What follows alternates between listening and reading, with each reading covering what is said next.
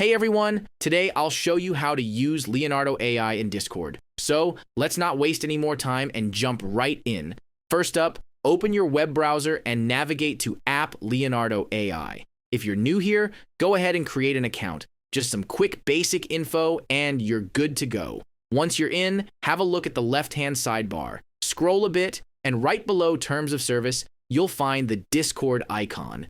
Give that a click and a shiny invite will pop up asking if you want to bring Leonardo.ai into your Discord world. Hit Accept Invite, and we're almost home free. Your Discord will launch, either in your browser or the app, depending on your setup.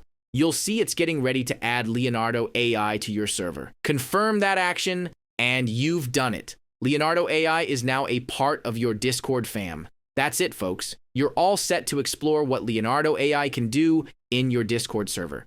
If this guide helped you out, give us a thumbs up, or better yet, subscribe for more awesome tutorials.